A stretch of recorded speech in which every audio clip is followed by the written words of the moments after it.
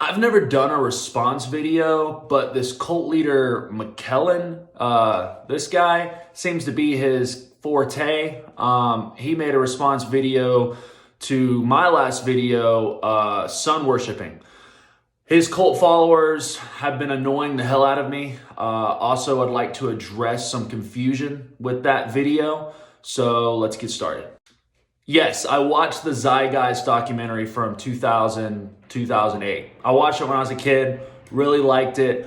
My goal was to make this information more quick and digestible. So I wanted to turn it from like 30, 40 minutes to like a 2-minute clip. That was my main goal. Also, realize these mythologies and religious figures have many interpretations, translations, and they are culturally mixed up through time. There's a spectrum to this whole thing.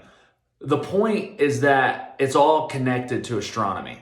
Also, watch out for Google search. It seems like a lot of religious, especially the pseudo-Christian blogs and forums, have bought a lot of space in the top searches when you look up these type of things, trying to debunk it. They are obviously very scared of this information, so I suggest using ChatGPT, Brave search engine, or just academic journals if you have access to that. Let's also note that this McKellen, whatever the fuck, currently works as a scripture translation supervisor for the Church of Jesus Christ of Latter-day Saints in Salt Lake City. He works for the Mormons, which is absolutely bonkers if you just look into it for a minute. I suggest watching the South Park video. Pretty classic, pretty hilarious, gives you a run through of all the batshit stuff they stand for and believe in. It's pretty wild, but I don't have time to go into all that. Check out the ad that's right above that, by the way. They have literally bought ad space to try to sway you in other directions. So yeah, this guy you could say is biased a little bit, maybe. His whole shtick is comforting Christians and debunking anti-Christian rhetoric to uphold this one religion out of 10K so they can sleep at night. He also claims to have a PhD in theology and religion. That's like having a PhD in Lord of the Rings lore. He just picked a lamer fandom. Now that we have some context, let's nerd out. Horus was the god of the sky, not of the sun. Though their right eye was the sun, their left eye was the moon. Ra was the sun god. Okay, I keep seeing this argument. Horus and Ra have both been depicted as the sun, sky, horizon god. They were even combined into Ra Horagatsky, or however the fuck you say it, which means Ra, who is Horus of the two horizons. The only time Horus was associated with the sun deity was in the conflated figure of Ra Horakti. Yeah, same shit. Who cares? This mythology is thousands of years old. There's been so many different directions people have probably taken back then. Like, Christianity has like hundreds of denominations. Like, what makes you think that in Egypt mythology, there weren't just tons of different branches to this? So there are multiple interpretations and translations to this day too. So the point is that Horus is connected to the sun. There is absolutely no connection whatsoever made in any ancient Egyptian text between Horus and December 25th. Here's another big argument I keep seeing in the comments. And honestly, I'm pretty disheartened by the lack of thought on this. Yes, obviously Horus didn't have the Gregorian calendar of December 25th. Horus is associated with the winter solstice. I'm talking about this astrological event, okay? Ignore the date. It's just something that was put on later, okay? I was just trying to make it easier, which eventually just fell into that date of the winter solstice, okay?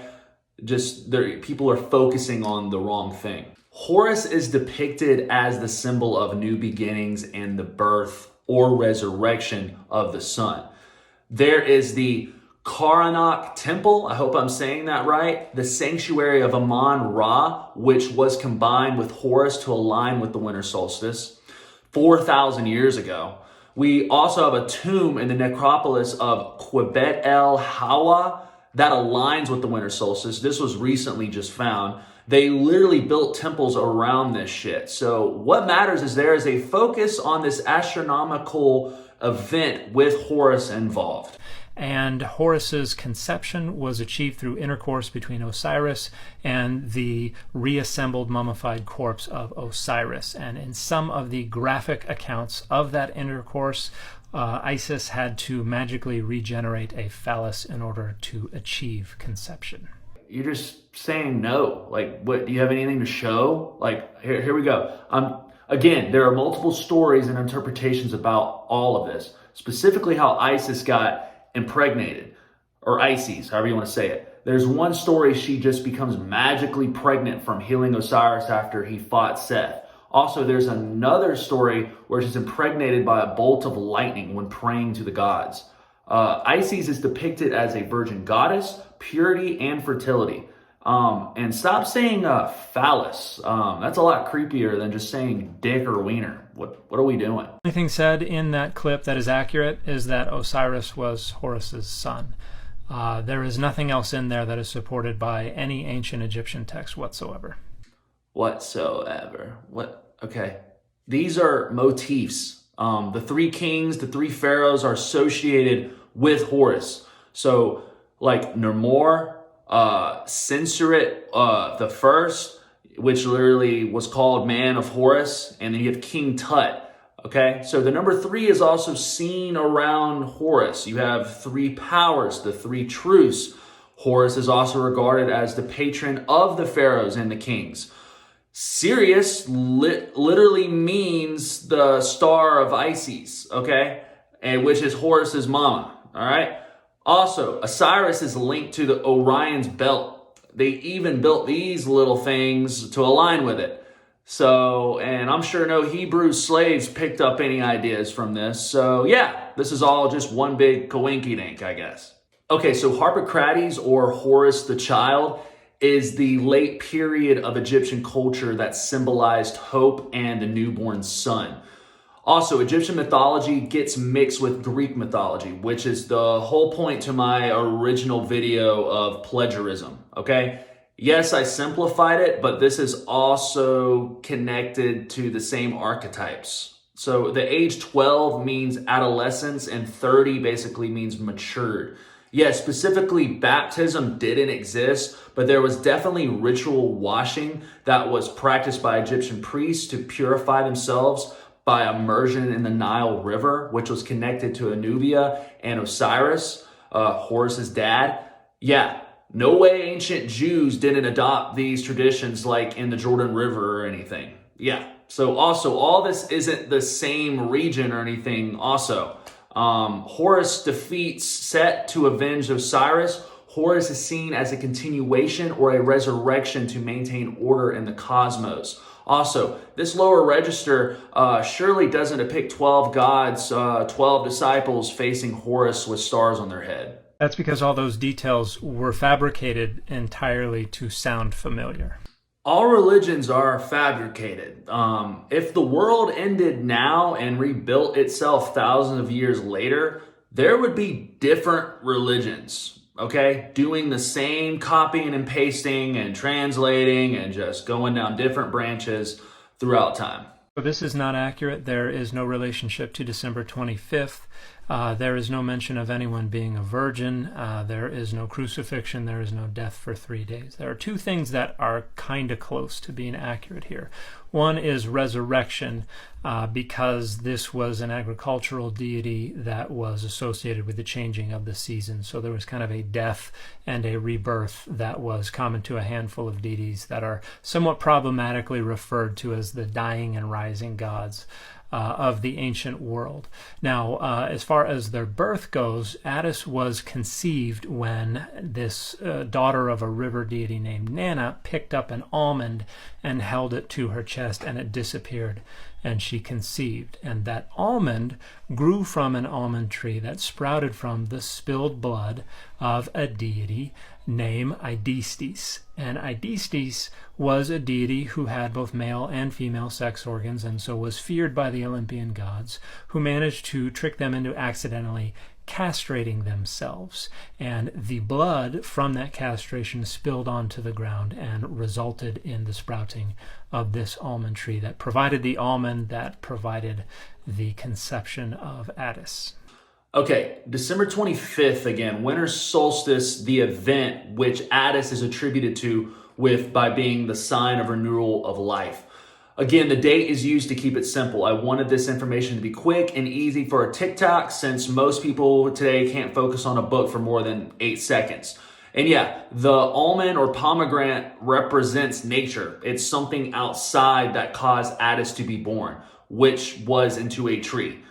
Like God, nature, impregnating Mary, okay? The point is that it's coming from beyond, and there's many versions to this myth. None of these claims are supported by any text from the ancient world, except for the fact that in some traditions Dionysus was thought to have been torn apart and eaten by certain gods, but that there was a heart left over and that Dionysus came back to life, regenerated from that leftover heart. The notion that that is a resurrection, or that that in any way inspired or influenced the development of the Jesus tradition, is nonsensical. How is that nonsensical? You just wrote how Dionysus turned water into wine. Yeah, that's surely not a Christian motif. Also, Dionysus is heavily associated with, again, the winter solstice. He was a celebration god for the return of the sun because it was the sign of scarcity ending. Honestly, I don't know where you're looking. There's so much on this. Also, he is the god of death and rebirth, grapes dying in winter and then coming back in spring. He symbolized embracing change and death, and the renewal is upon us. This is literally symbology of resurrection. Absolutely none of these claims about Mithra are substantiated by any text from the ancient world. The closest we get is that sometimes people mistake Mithras, the Roman version, for Sol Invictus, for two reasons. One, Mithras was given the title Invictus in the Roman period, as were many deities, and so is confused for Sol Invictus. The other is that the two deities sometimes appear together in iconography, and so some people mistakenly insist that Mithras was Sol Invictus. And in the late 3rd century CE, after Christians had already identified December 25th as the likely date of Jesus' birth, Sol Invictus began to be celebrated in Rome on December 25th. So there is a mistaken indirect link between Mithras and December 25th. None of the other claims are substantiated in any way, shape, or form. Substantiated. Doesn't matter if Sol Invictus and Mithras were mixed up. That was hundreds of years ago. The point is that they are synchronized and it's spread through different cultural lenses. Remember, this is all mumbo jumbo, okay? Like, you're acting like this mumbo jumbo is concrete and doesn't move or evolve. It's not, it's supposed to evolve with time, okay? Like I said before, look how much Christianity has moved around. Doesn't matter if the links are mistaken. It's still there and was expressed culturally, okay? This isn't real. There is no such thing as a solar Messiah personification. The whole concept of a Messiah developed within Judaism, and the solar associations with Jesus are later developments within symbolic and iconographic depictions. They have nothing to do with the original development of the tradition regarding Jesus' life, death, and resurrection. Yeah, there is, dude. You're just saying no. Nah, that didn't happen. Christianity was literally stolen from Judaism. Like, so no more plagiarism before and after that? Or weren't there Jews in ancient Egypt? So no mixing at all for thousands of years. All the campfire stories passed on. All right, dude, sure. So these claims all derive from a 2007 conspiracy theory movie called Zeitgeist, which is based on pure and utter fabrication. There's virtually no truth to any of this. I have noted those claims that are either true or somewhat close to being true. None of the other stuff has any factual basis whatsoever. And this final image that is shown with the stars of Orion's belt and Sirius and the sun, that is also pure and utter nonsense. Pure, utter fabrication. Okay, so yeah, I don't agree with everything the Zeitgeist franchise puts out, but it definitely points closer to the truth than you. This guy is the personification of why I backed away from the church as a kid. He speaks like a pretentious youth pastor. They all have this know-it-all cadence. Don't be fooled by this slithering, slow-talking, creepy-ass eye contact. Cult leaders love this tactic.